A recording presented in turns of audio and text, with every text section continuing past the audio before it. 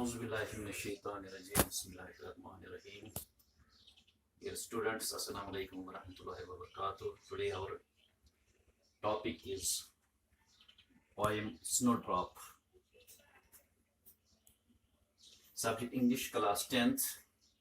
It is 9th of July 2020.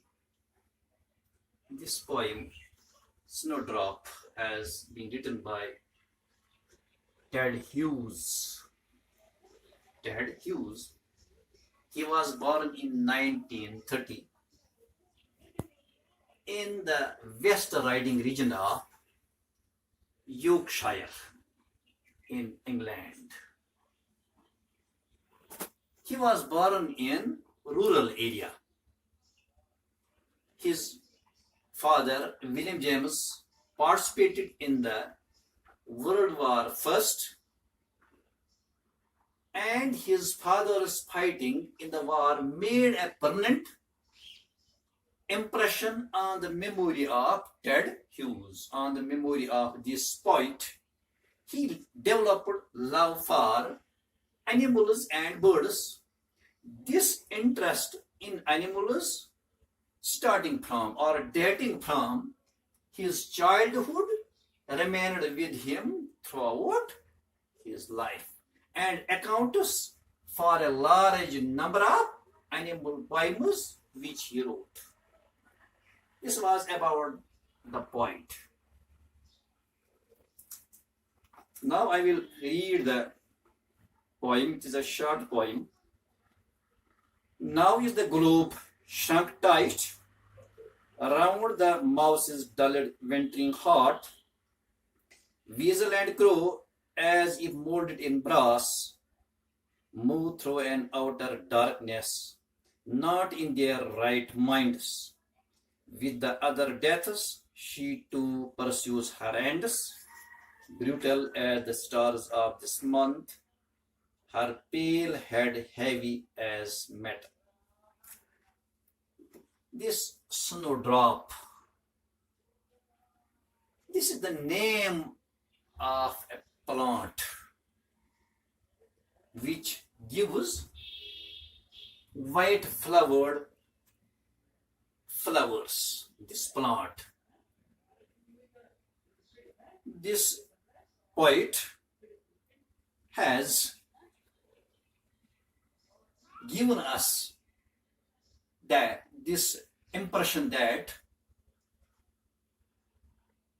nature presents a tough and cruel image of nature in the winter. In the winter, nature presents a tough and cruel image of nature. He creates an atmosphere. In this poem, the poet creates an atmosphere. एक माहौल पैदा करता है कौन? ये शायर. Of hard winter and uses images from nature, the toughness and brutality that a severe winter brings. ये जो शायर है ये इस नज़म में स्नोड्रॉप के बारे में कहता है. ये जो स्नोड्रॉप है ये एक प्लांट है जो एक किस्म का हमें फूल देता है. उस फूल को हम क्या कहते हैं? स्नोड्रॉप. उर्दू में उसे कहते हैं गुल महताब. गुल महताब एक फूल है, लेकिन ये जो प्लांट है, ये जो पौधा है, ये सख्त सर्दी में उगता है. ये जो यहाँ पर शायर इस नज़म में हमें एक इस नेचर की तरफ इशारा करता है. जब विंटर होता है ये कितना सख्त होता है, ये कितना टफ होता है. Due to hardness of this winter, these creatures living on the earth face a lot of hardships due to the immense cold, due to the severe winter. Here in this poem, now is the globe shrunk. यहाँ पर एक लफ्ज उसने इस्तेमाल किया है, globe. ये सब आप जानते हैं ग्लोब किसे कहते हैं? Model of. इसकी जो शेप है, ये जो फ्लावर है, इसकी शेप है गोल है. किसकी तरह? ग्लोब की तरह. इसीलिए شاعر نے یہاں پر گلوب کا استعمال کیا ہے. Now is the globe shrunk ٹائسڈ. آپ جانتے ہیں جب سخت سردی ہوتی ہے لوگ اپنے گھروں میں سمٹ کر رہ جاتے ہیں. لوگوں کی یا یہ جو جاندار لوگ ہیں ان کی مومنٹس جو ہے یہ بالکل محدود رہتی ہے. بچوں آپ نے یہ اس کو ٹھیک طرح سے آزمایا, ٹھیک طرح سے آپ کو پتہ چلا. یہ جو لاک ڈاؤن تھا آپ سمجھو یہ جو ونٹر ہوتا ہے یہ لاک ڈاؤن کی طرح ہوتا ہے. بالکل گھروں میں رہتے ہیں لوگ, باہر نہیں نکل سکتے ہیں کیونکہ بہت سردی ہوتی ہے. آج اس لیے لوگ باہر نہیں نکلتے تھے کہ وہاں تھریٹ تھا, خطرہ تھا کہ اس کا ایک بیماری کا کووڈ-19 کا. اس لیے آپ کو زیادہ مشکل نہیں ہے یہ سمجھنا یہ گھروں میں رہنا کتنے مشکلات ہوتے ہیں. اس طرح یہ جو ونٹر ہوتا ہے یہ جو کریچرز ہوتے ہیں لونگ آن ارتھ ان کے لیے بہت ہی مشکلات ہوتی ہیں. گلوب شنک ٹائسڈ, یہ بہت ہی تنگ ہو جاتا ہے, یہ اپنا مومنٹ جو ہے نہیں کر سکتے ہیں کیونکہ باہر بہت سردی ہوتی ہے. Round the mouse's dulled wintering heart. پہلے یہ اس اشارہ کرتا ہے اس پھول کی طرف, پھر اس کی نظر پڑتی ہے, اس شاعر کی نظر پڑتی ہے ایک ماؤس پہ, ایک چوہے پہ جو ایک چھوٹا کریچر ہوتا ہے اس پہ نظر پڑتی ہے اور کہتا ہے یہ جو چوہا ہے اس کی جو دکھی حالت کی طرف دھیان دیتا ہے. شاعر اس چوہے کی دکھی حالت کی طرف دھیان دیتا ہے. خوفناک سردی نے اس بیچارے جانور کو دل کی دھڑکن کو دھیما کر دیا ہے. دل دھڑکن ساسی رکیامز. یہاں پر اس ماؤس کی طرف کیوں اشارہ کیا گیا ہے کیونکہ جو ماؤس ہوتا ہے یہ بہت ہی سپورٹو ہوتا ہے, بہت ہی ایکٹیو ہوتا ہے. یہ سکیپنگ کرتا رہتا ہے, یہ خاموش نہیں رہتا ایک سی جگہ, یہ ہر وقت مومنٹ میں رہتا ہے. اسی لیے اس نے اشارہ کیا ہے یہ جو ہوتے ہیں یہ جو چوہے ہوتے ہیں ان کی حالت زار بھی بیان کرتا ہے.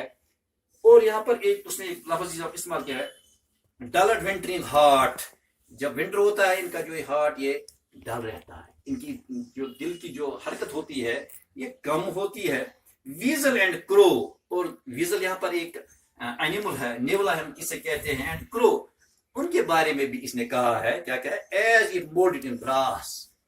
یہاں جب بہت سردی ہوتی ہے تو یہ جو ہے نا یہ آئس کی طرح ہوتے ہیں.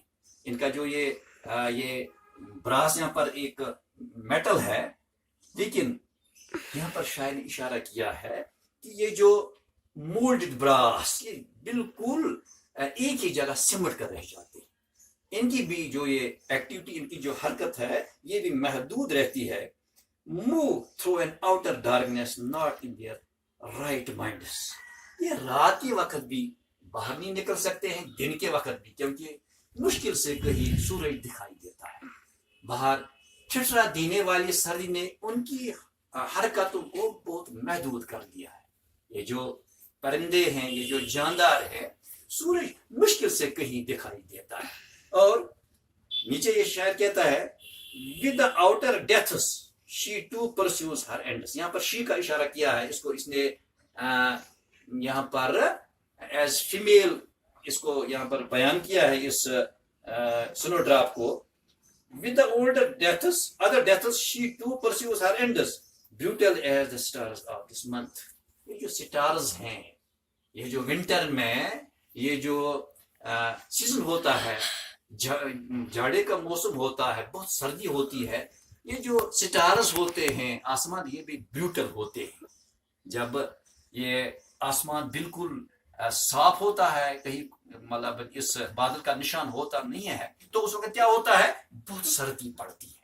یہ جو بریوٹل سٹارز کی طرف اشارہ کیا گیا ہے کیونکہ یہ جو سٹارز جب باہر چمکتے ہیں رات کے وقت تو بہت ٹھنڈ ہوتی ہے.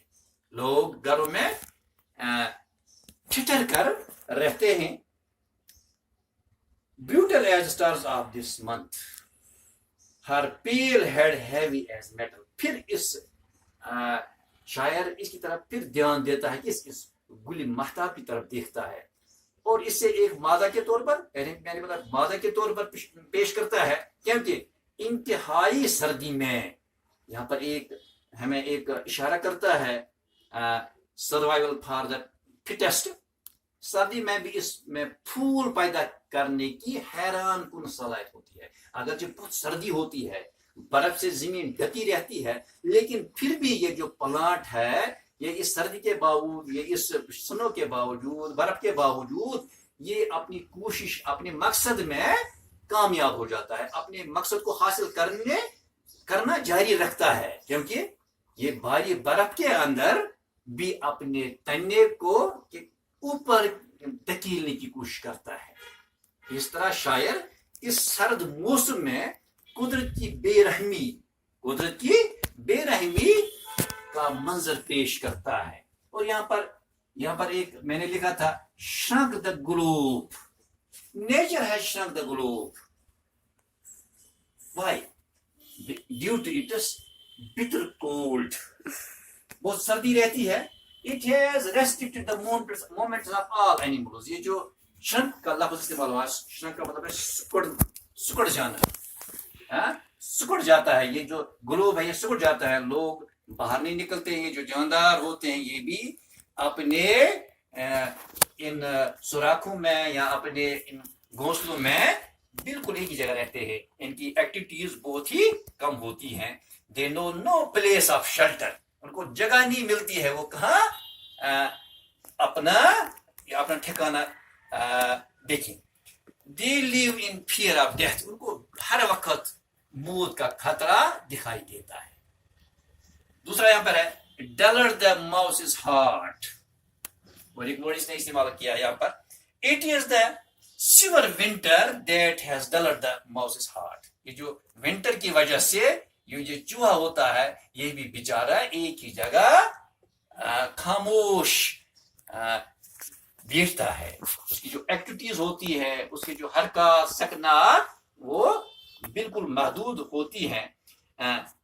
It remains very alert and active, but due to immense cold it is feeling dull at heart. یہ بہت ایکٹیو رہتا تھا, لیکن سردی کی وجہ سے یہ ایک ہی جگہ بیچارہ سکڑ کر رہتا ہے. اسی طرح یہاں پر ہے pale heavy head. یہ اس کی طرف اشارہ کیا ہے کہ جو پھول ہے اس کا, یہ pale head means یہ اس کا جو سر ہوتا ہے یہ جھکا رہتا ہے, کیونکہ یہ مولڈڈ ہوتا ہے کس میں, اس براس میں. اس سردی کی وجہ سے یہ منجمد رہتا ہے.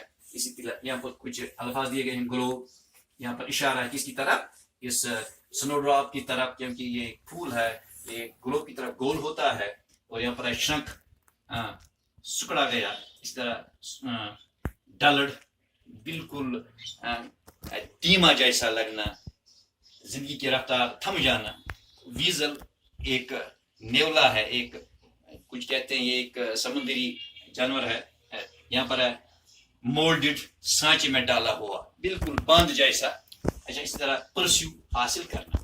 اسی طرح ہے پیل زرد, یہ جو پیل ہیڈ ہوتا ہے اس کی طرف اشارہ کیا گیا سنو ڈراپ کی طرف. اور بیوٹل, بہت ہی سخت. یہ جو ونٹر ہوتا ہے بہت ہی بیوٹل ہوتا ہے. اور یہ جو شاعر ہے اس نے اس ونٹر کا نقشہ کھینچا ہے کہ یہ جو جاندار ہوتے ہیں ان کو کتنے مشکلات کا سامنا کرنا پڑتا ہے اور ان کی جو زندگی کی رفتار یہ تھم جاتی ہے.